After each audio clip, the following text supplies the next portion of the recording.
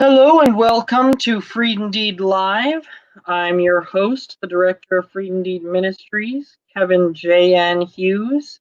And with me is the amazing Matthew Emerson, who is a contributing writer for Chapter of the Day and is the senior writer at Vespers in Vienna blog, which I've been telling you to follow for a long time now. And I do apologize that I'm in my work digs, but for the same reason why we're starting an hour late, for those of you who are watching live, which is currently looks like 0 people. Hey, that's what podcasts are for. I mean, people trust me.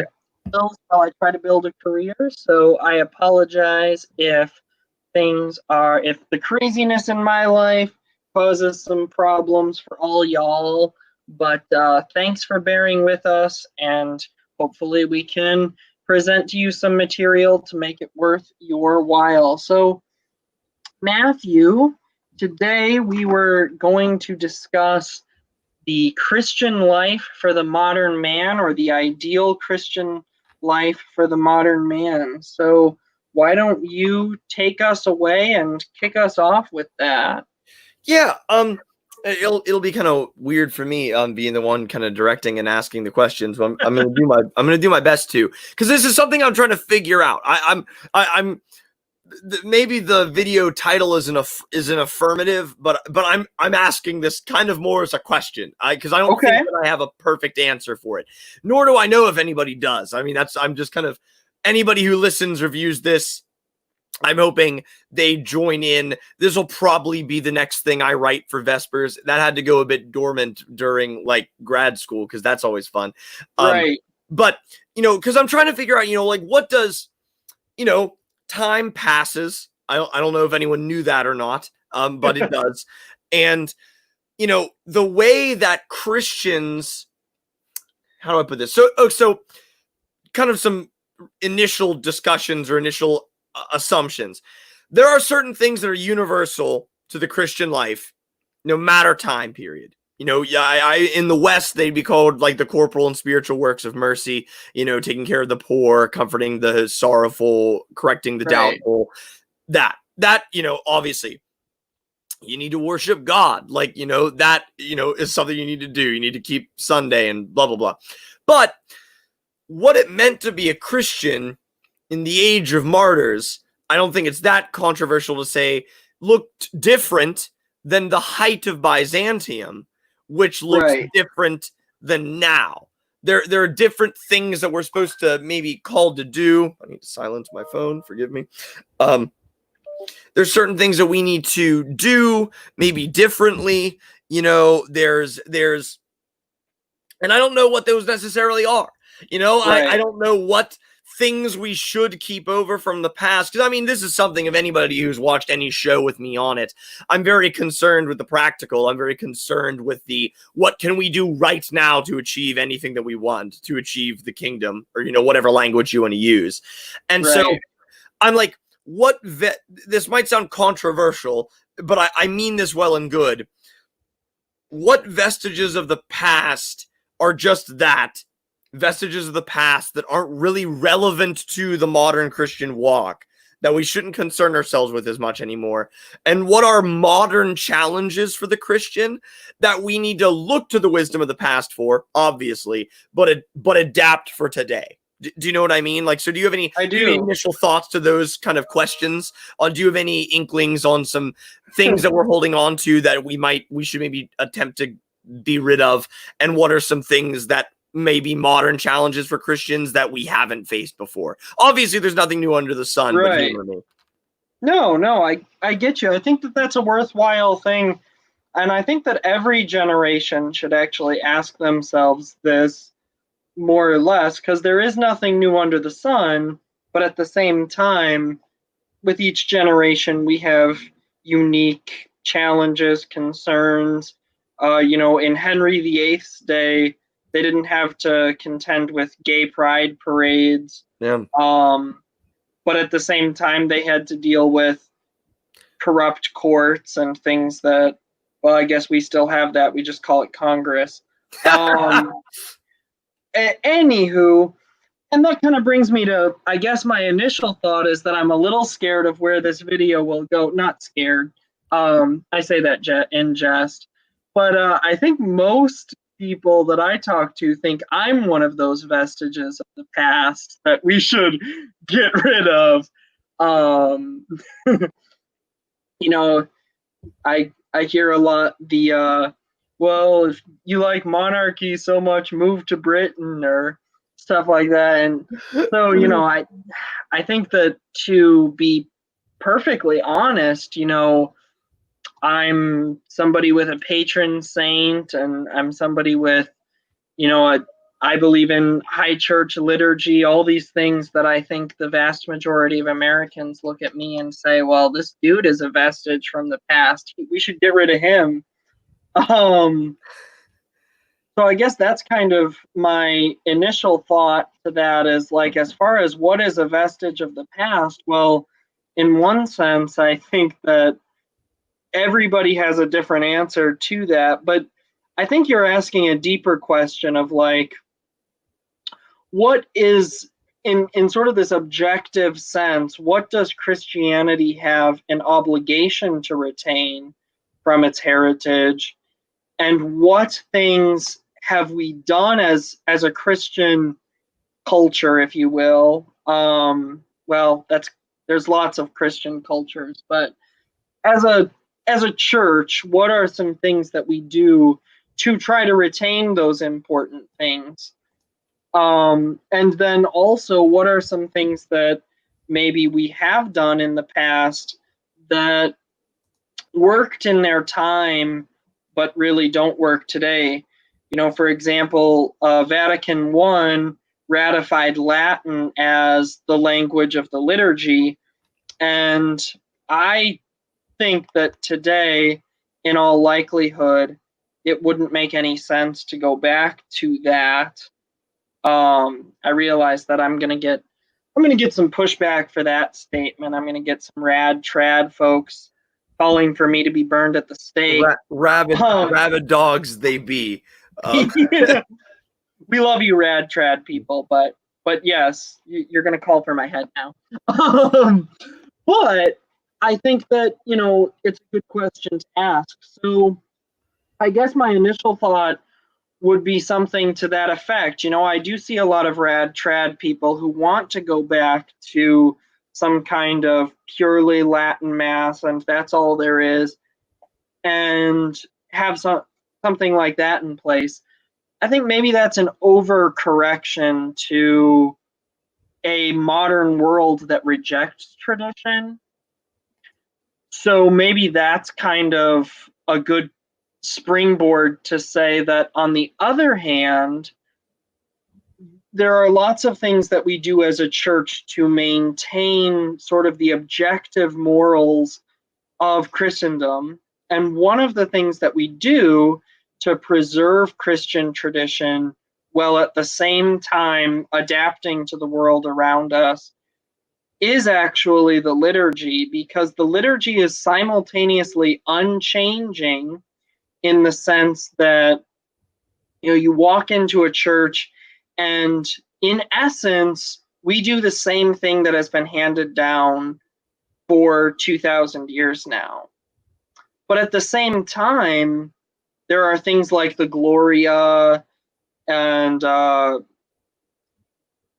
things that aren't coming to my mind right now because of various reasons, that weren't necessary. It's not like Saint Peter, said the Gloria Patri, for example, but yet I wouldn't dispense with that in the liturgy today. So I think that it's interesting how, to me, I feel like the best sort of example of where the church has historically towed this line really well is actually the liturgy, because in the liturgy we preserve the church's traditions while still making those traditions accessible to a modern people, which, again, that's why I'll do my little plug for what is maybe the only thing that's not a vestige about me, and that is I'm not gonna be like a Latin Mass guy,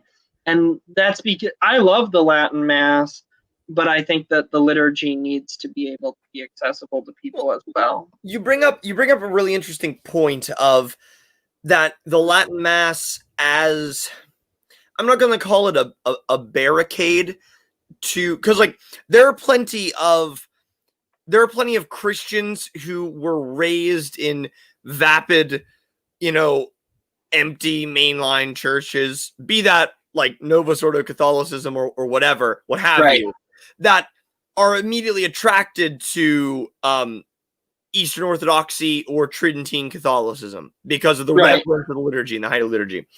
But you made an interesting point of, you were saying the Latin Mass gets in the way of a culture that does not I think you said rejects tradition, but I'll be even slightly more charitable, does not understand tradition.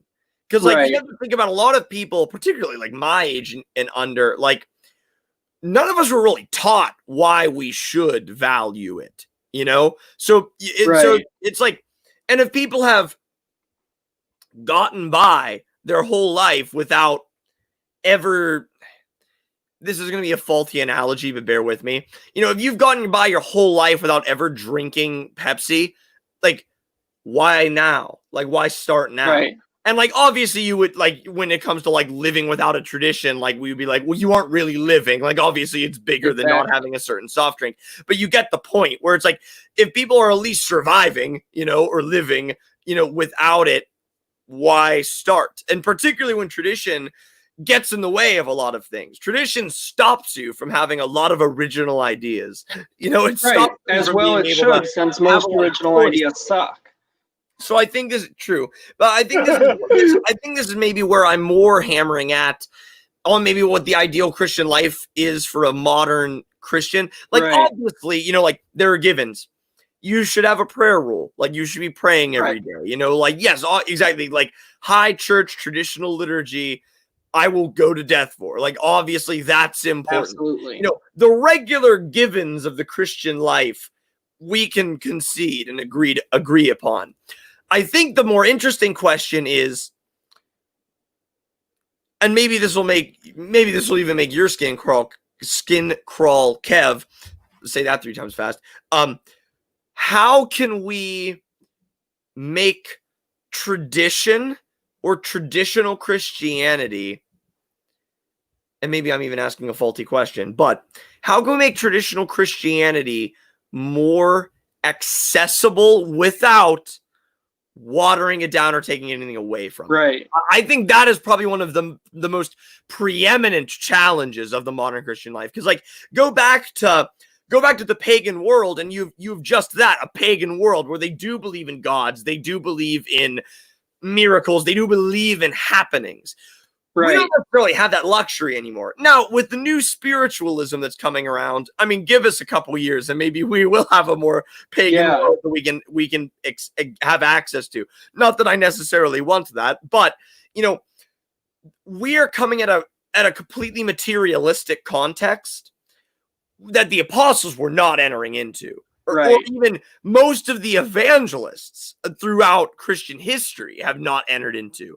We are like, the spirit of our age is the materialistic one. That's what's very interesting. That's what's weird. So how does one present tradition as beneficial, good, and holy? Because we, like, whether we like to admit it or not, we have plenty of materialistic Christians out there. Like, how do we present tradition to this context? Maybe that's more appropriate to the question in hand. Right. No, I think that's a great question, and you're right. The closest thing we've ever seen to our modern day materialism is actually Manichaeism. When you study Manichaeism, it was this very materialist system of thought. Like even their belief about God was actually that God was made up of, well, the God, the main God, was actually made up of light. And the light of like the sun was actually what Manichaeans worshipped. It's really weird when you start to That's look into it. But fascinating. it's like, but it was a very materialist thing. And so they actually had this concept of like, inside of me and you and other Gnostic inclined people is a little part of the light that's been trapped in our physical bodies, but it's able to be trapped there because it itself is a physical thing, which is why St. Augustine actually has this whole thing about, in the Confessions, he has a whole thing about being without physicality and this whole argument for it that goes into Platonism. And the reason why he argues about that so strongly is because he's attacking Manichaeanism, where there is no being without a physical nature. So but see, Manichaeanism was never like a whole culture. There was never a Manichaean nation. Yeah, exactly. It's like that was just a group of people. We are dealing with at least all of the West, we are dealing with like nation states of exactly nihilist materialists or postmoderns or pick whatever term you want. And so it's like, maybe the answer is as simple as like live the faith authentically, but what does that even mean? Like, obviously, like as Saint Seraphim of Sarov says, like acquire inner peace and 1,000 souls around you will be, converted, will be saved.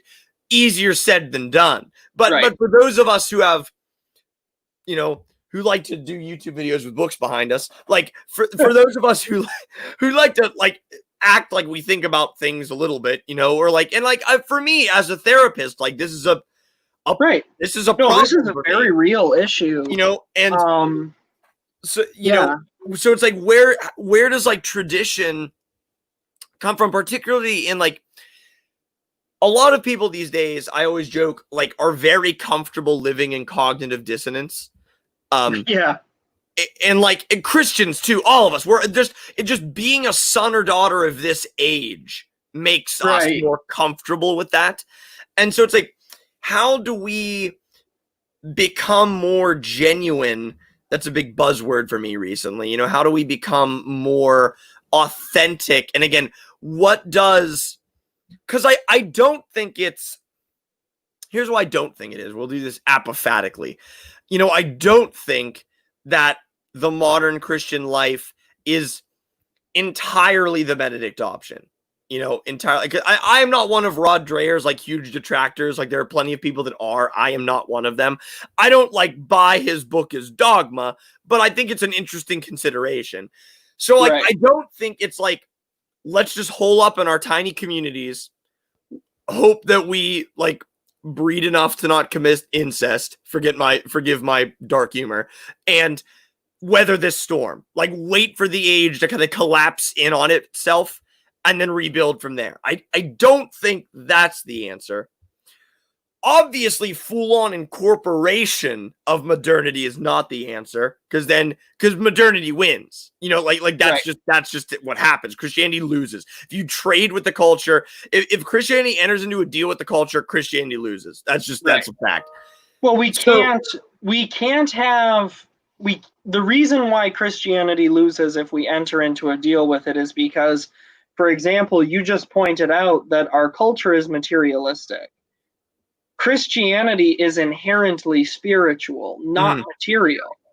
Now we reject the idea that the physical is bad or anything like that, which is why we were controversial back in the spiritual age. But we're controversial today.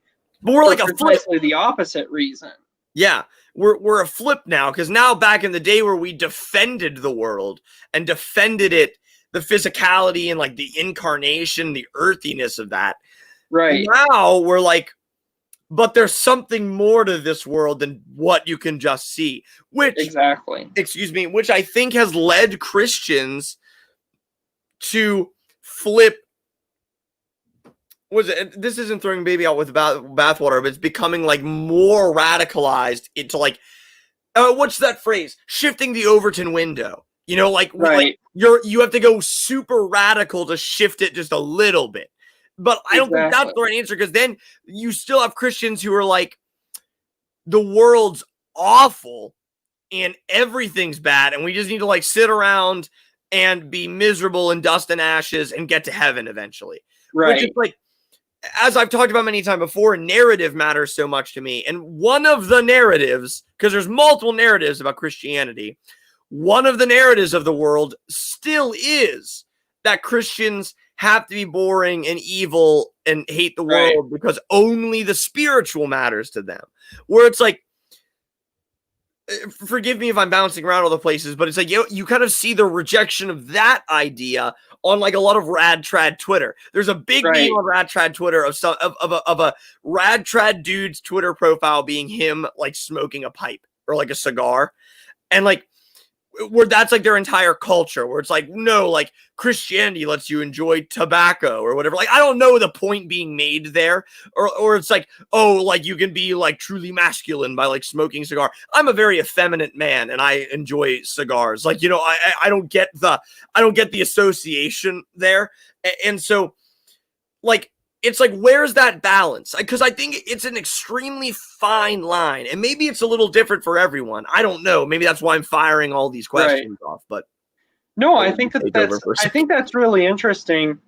I think one thing that maybe kind of holds this whole conversation in is a point you made earlier of like, how do we as Christians take our tradition and apply it in the world today? Because, you know, like, I think we talked about this a couple weeks ago or even a month ago, where like in the medieval times you have a peasant and he has, you know, he has a way that he walks out the Christian life, and that is he does his shoemaking task for 4 days out of the week, and then on Friday he goes out drinking and gets hammered. On Saturday he goes to confession, and then on Sunday he and his whole 19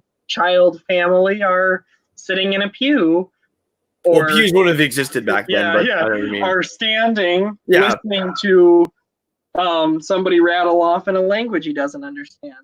But and that was how he walked his faith.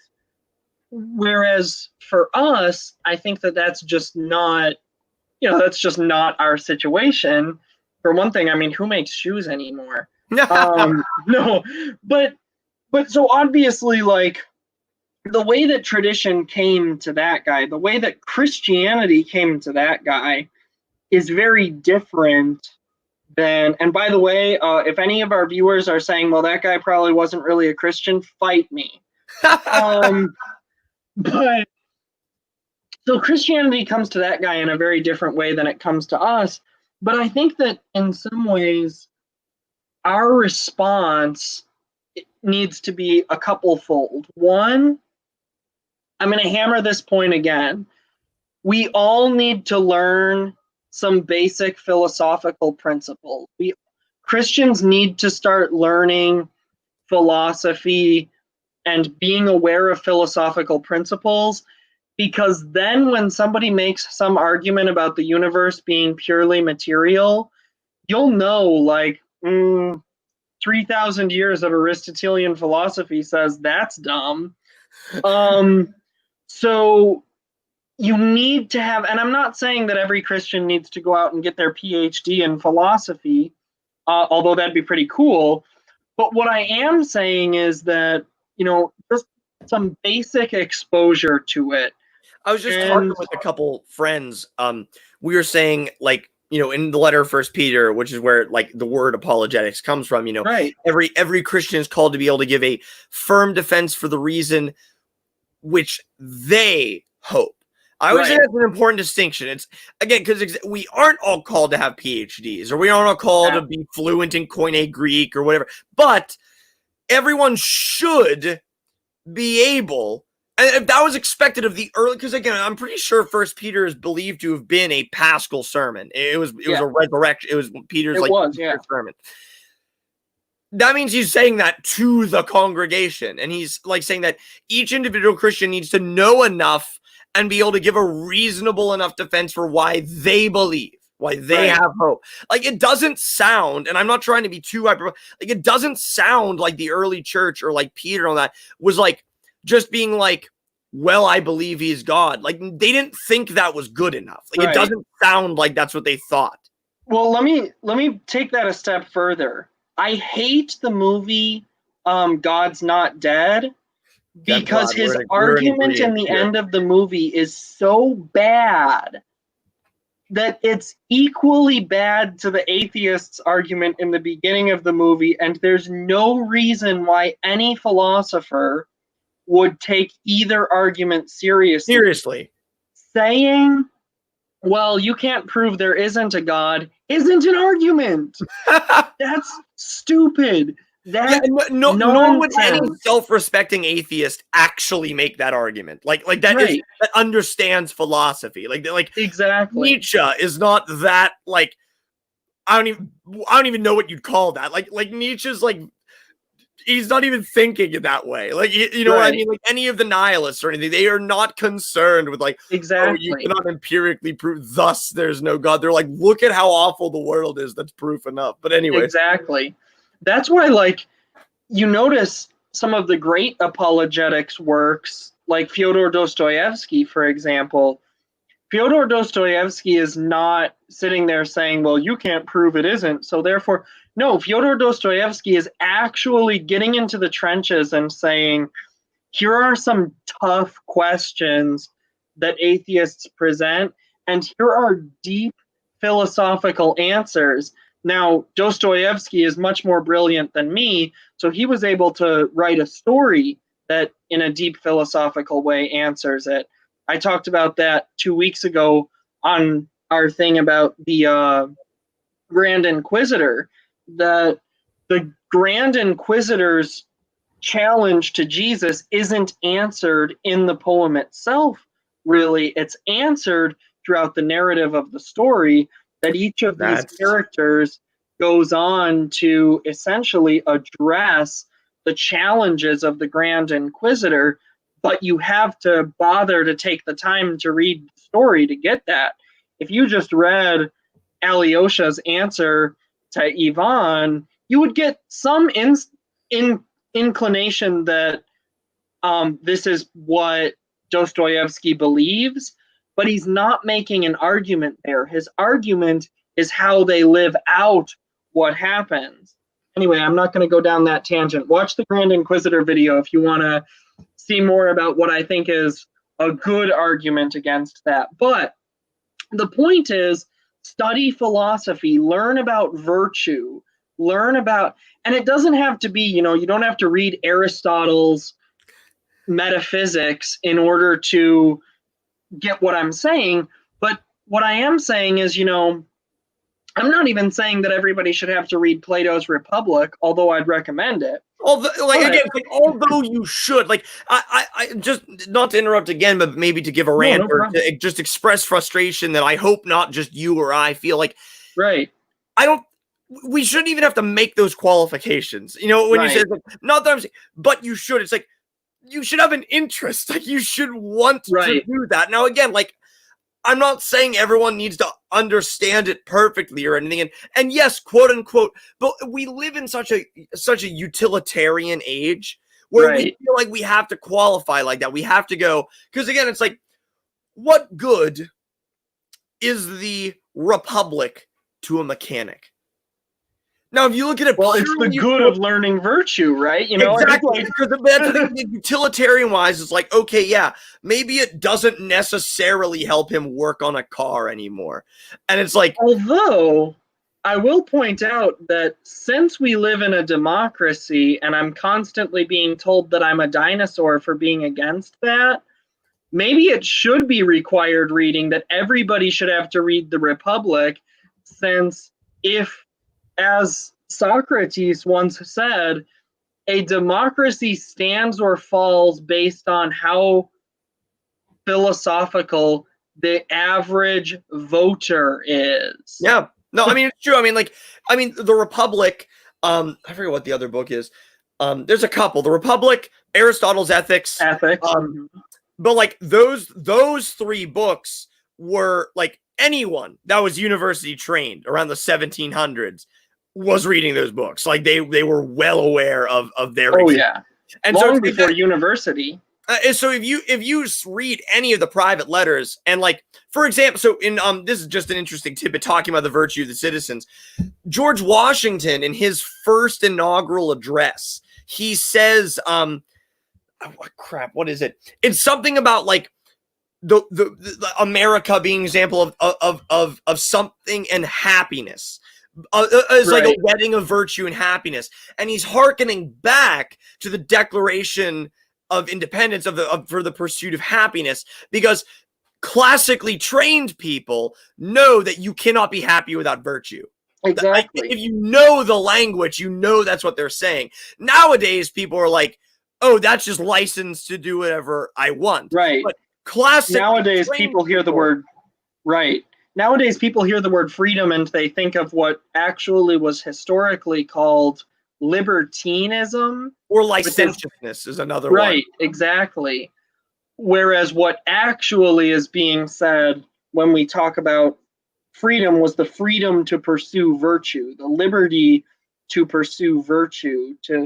So, with that said, that's sort of my first thing, is another plug here, another plug for classical education, really, and that is we need to be studying what is virtue, what is the virtuous man, because ultimately the things that don't change are virtue.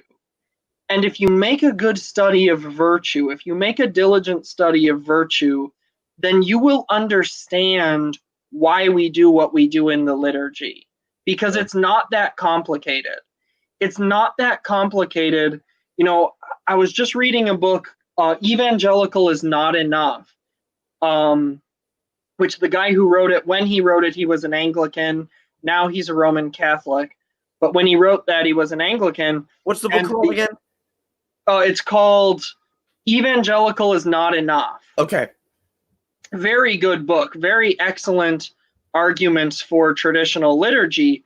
But one of the points he made was that oftentimes people are like, you know, well, God doesn't care if I'm kneeling or not, so we shouldn't have times of kneeling in church.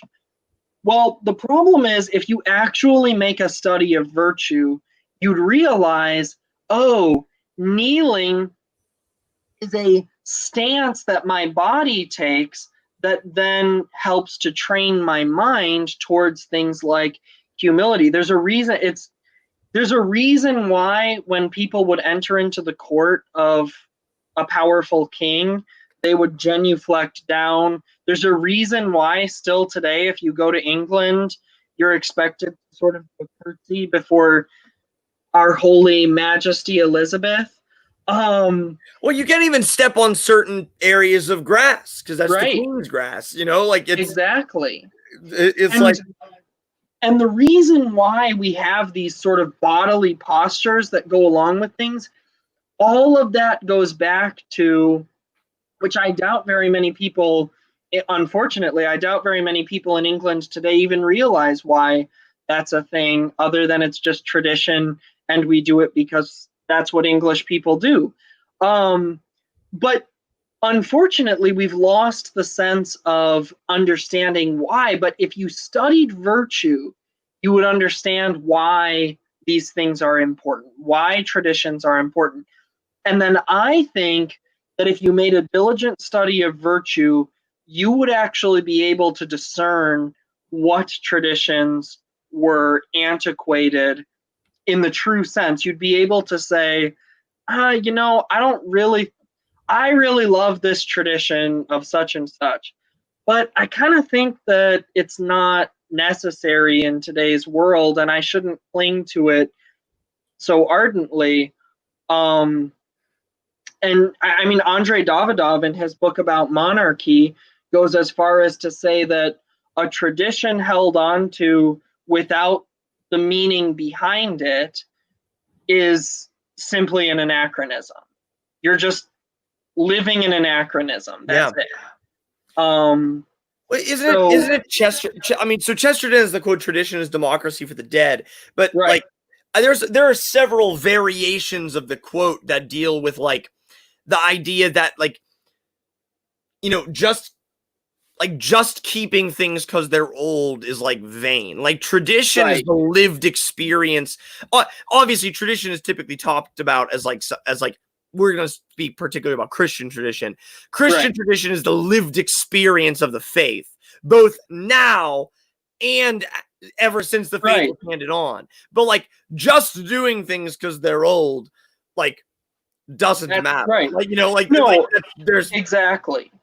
If you're just doing things because this is how we've always done it, then I would argue that you're actually not participating in tradition. Any longer. What you're doing now, what you're doing now is just sort of a custom. It's just what we do, which in some instances I suppose is fine. One of my wife's and my customs when it's not the middle of COVID is we go out to eat after church. That's just a custom. There's no particular reason why we do it other than that we're hungry. But that's just something we do. But it's special to you. I remember in college, like maybe my friends and I had a very similar thing. We had a particular diner that we would meet at after church every almost every Sunday. It's like exactly. It's not like they aren't going to pass that on in service books like later on. Like this is what the faithful are supposed to do after liturgy. But and it has to be this specific diner. Like too bad if you live 200 miles away. Like good luck, So. Right. So I think that to a greater or lesser extent, in order to actually have tradition, it has to be meaningful. If tradition isn't meaningful, then it really ceases to be, because St. Paul enjoins Christians, he says, hold fast to the traditions that have been handed down to you from us.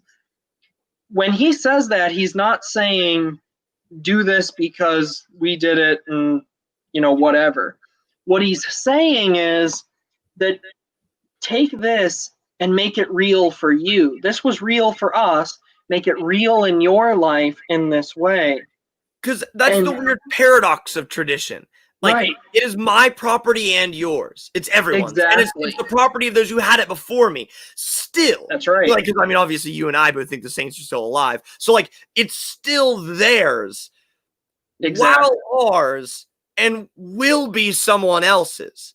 That's so it's like that's why like changes like to take a jab at the Novus Ordo, like changes to the liturgy need to be taken with I will use the term severe reverence. Like exactly. It needs to be very carefully thought about, because it's like even the Tridentine liturgy is actually kind of weird, because there were there was a multitude of liturgical rites that existed in the West before Trident. But even then, it's like the Western canon, whatever you want that to be, was fundamentally broken in 1960. And I mean, even if you see the bounce between the 1549 Book of Common Prayer, the 1552 Book of Common Prayer, and the 1662 Book of Common Prayer, how it flipped back and forth to basically being the Sarah Missal, to basically being Calvin's Geneva, to being this weird middle ground, and it's flipping back and forth all this time.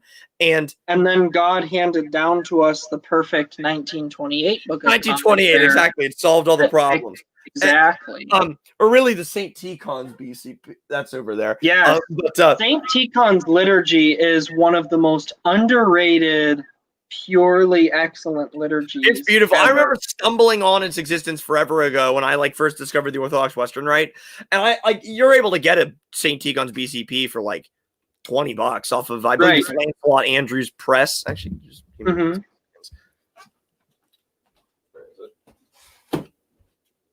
I have mine all marked up here, but I'll put a plug to Lancelot Andrews Press. It's beautifully done. Like I've used it many a time. I love this darn thing. Whenever I'm in the mood to do the daily office, and like it's just nice because it includes like the saints again. So you really do get this, and it's based on the 1928 because that's what Saint Tikhon was dealing with. I should get an icon to him at some point. Anyways, bouncing around. He's actually my priest's patron saint.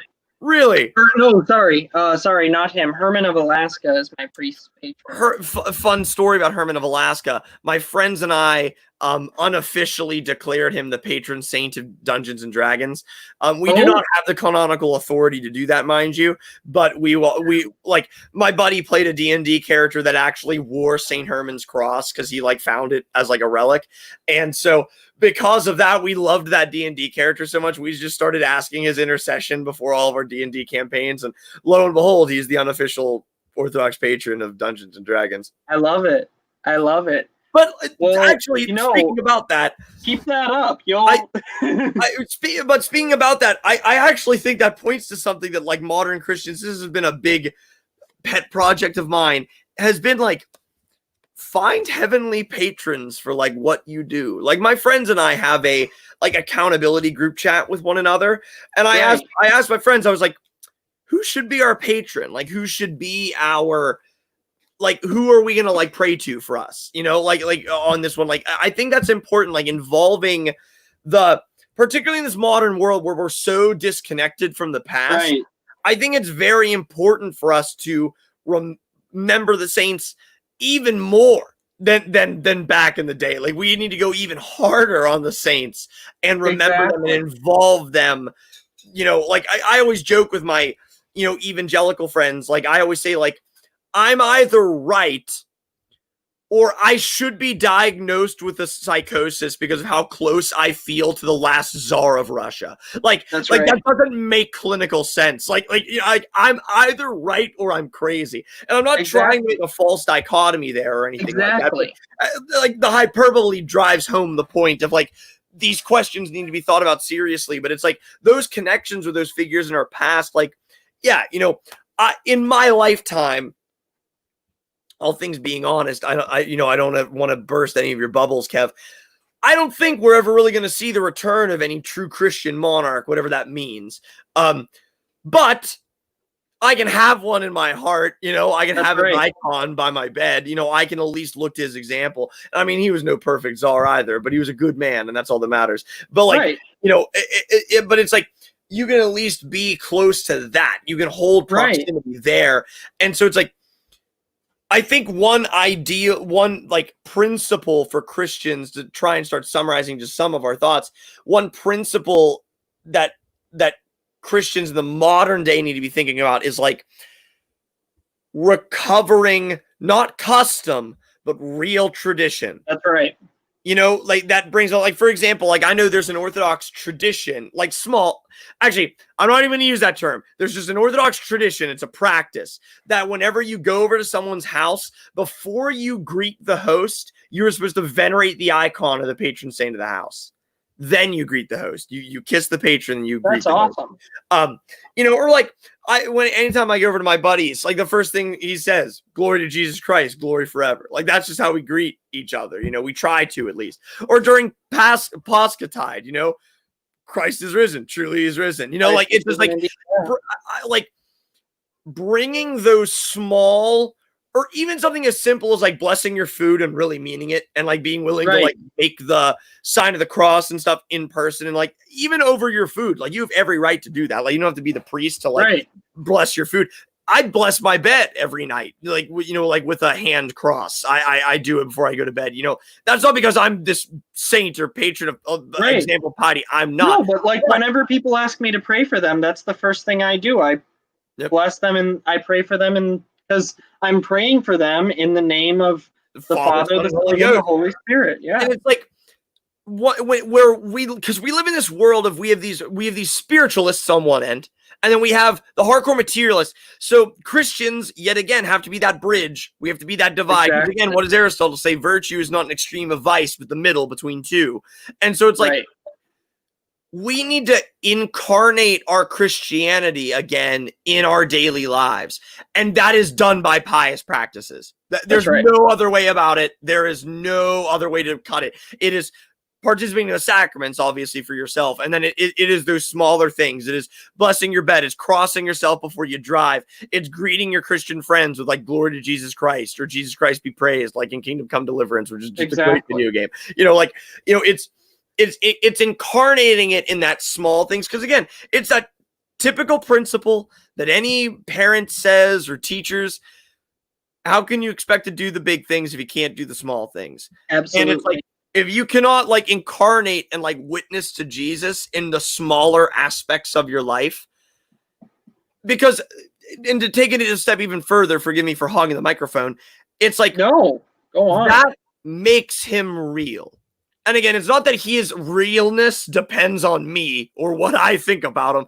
I can shout at the sun, it's dark, and the sun is still there. I'm pretty sure Lewis says something like that. That's right. But like, when you start to do those small things, because you live in this postmodern world, we all do. This is a thing I'll harp on forever. We have that venom in us, whether we like it or not. I really do think that this will eventually be my book, Christian Atheists. Like, we are all, there's some aspect of our life where we're basically a Christian atheist. We say God exists. This is where it goes back to what I brought up earlier, where we're comfortable with the cognitive dissonance. We say God exists, but we're still pretty quick to live like he doesn't. I'm not even saying that we're radical hedonists, is that we do not live with the faith and certainty that comes from knowing a loving God is out there. Right. But doing those small things like blessing your food, thanking him for it, blessing your bed and asking him to protect you through the night and stuff like that, that makes him real to you, because your behavior is telling your brain, hey, this actually does something. Hey, you're actually talking to someone. Because if it's all just an intellectual exercise, like, I don't know, go be a Gnostic or something. Like, you know, go exactly. No, it's true. And there's one more. So just to sort of recap a little bit, I think 3 things that we've said so far, if I can boil it down maybe to 2 or 3 things, is one, that study some philosophy, learn the basics of how to actually, at least for yourself, I'm not necessarily saying go present something to Richard Dawkins, but just to be able to hear Richard Dawkins's argument and know why it doesn't make any sense, know why it's philosophically bankrupt. Just being able to do that would go a long way, I think, in imbibing tradition and virtue into the life of people. And then keep tradition alive by actually living it. And so the last thing that I'm going to bring up is, and it kind of plays into what you were saying about the saints before, and I think it even plays into what we were talking about crossing and all of that. Learn to appreciate the transcendent realities. And what I mean by that, so I know I just used a big word and some people's eyes glazed over. Learn to appreciate things that are simply true or objectively true. When you go out for a hike and you look out at a sunset over a mountaintop, you gain a sense of grandeur and transcendence. Carry that with you everywhere. When you go to church, you should feel a sense, and this is one of the reasons why I hate modern church architecture, is because it does not incline itself to this, where our forefathers understood that this was how I should feel at church and built churches to do that. So I recommend going to a church that imbibes that. But either way, when you go to church, bring that sense of transcendence with you and know that that's what God is like. God is transcendent like that. Bring that sense with you. Think about that. When you think about heaven, don't think about it as like you're going to be an orb floating around in some... No, don't be that way. Think about it like this. I was just reading something from, I'm gonna get in trouble with some people for this, but I was just reading a Neoplatonist, and he said, Plotinus, and he said this was his vision for spiritual growth or whatever. He said, now Plotinus wasn't a Christian, so I'm not saying that this guy will be in heaven or anything like that. Don't misquote me, but we can learn from him. And I'm going to get to exactly where I'm going, so just don't get lost in the pagan. But Plotinus talks about basically that we're all sort of, there's like the universe, and then imagine God or the creator, or whatever Plotinus is trying to say, the unmoved mover, if you will, Yeah. is there, and all things are sort of in orbit around the God, but they're looking outward. They're looking out at the world around them, and they can't see God. Even though he's right there, they can't see him because they're all, if you can kind of imagine like the orb here and everybody's around it, but they're all facing out. And Plotinus's answer was turn inward and look and behold this God.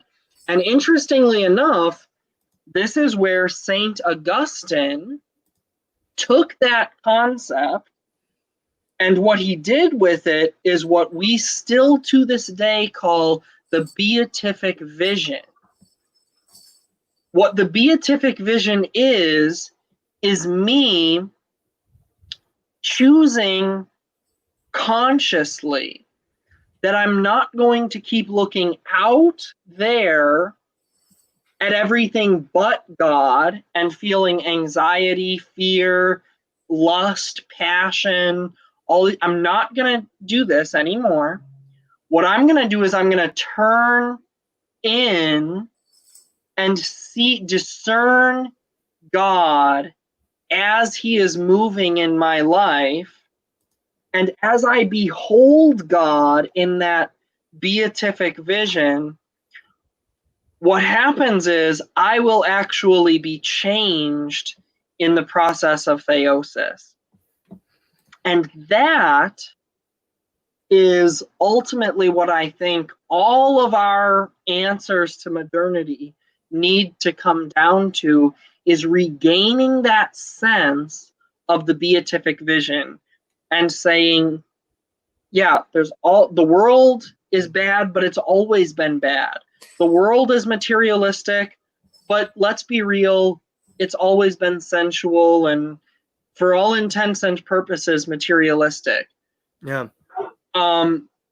Yeah, now today they use modern science as some sort of excuse for their materialism, but I think that if the ancient Greeks had had modern science, they probably would have used modern science methods as an excuse to be hyper spiritualists and hate the material, because that's what human beings do. We use whatever resources God gives us and we sort of bastardize them and ruin them. Sorry, naughty word. As I made the joke right in the beginning, I was like, I know there's nothing new under the sun, but humor me, because it's true. As right. Thucydides says, human nature is static. Like, we do not change. Like, we will figure out a way to do something wrong. Exactly. But that's why we need to gain access to that beatific vision, gain access to that sense of the transcendent, and really live that out. Say, I'm going to choose from this day forward. No, I'm not going to do it perfectly, because we don't do anything perfectly because we're fallen. But truly look at the world around you and choose to stop looking out at all that and basing your decisions and beliefs on everything that's out there, and choose to look in, not in some sort of new age, follow your heart, not like that, but look in and see the light of God, not some creepy Gnostic within you garbage, but look into, I think we all have this sense of God moving in us. If you're a Christian, you have that. I'm not saying that every atheist is going to express You'll that, perfectly identify it. but this video is for Christians. So you have this sense that God is moving in some way.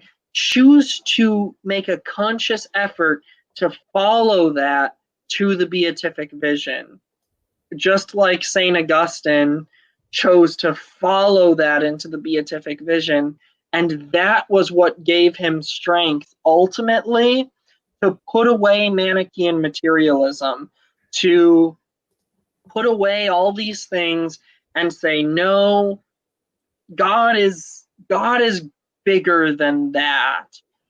And if we can do the same thing, I think we won't have any problem with imbibing tradition in our life, because we'll see all tradition as a means of attaining that beatific vision. So that's kind of my ultimate solution to that. And why don't you close us out? I like that. I like what you were saying of seeing all tradition as a means to the beatific vision, and I think I'm going to dwell on that for my final point. Of it's like, I think at some point, and probably understandably so, for good reason in some instances and bad reason in others, we tried to like strip down Christianity to the bare minimum, Right. And make it heady or make it accommodate to this culture or that culture. But it's like tradition, and I'm comfortable making this comment. Tradition, practices, poses of prayer, ways to cross yourself, things that you should say at certain times. If there's one answer, if there's one call that a modern Christian needs to do, that I think looks, permit me to be exceptionalist for the modern Christian versus other ages. And I think I'm comfortable saying that because in Christendom, it was kind of a given towards Christ. Right. The task of the modern day Christian is to make God real, primarily to yourself and then to other people.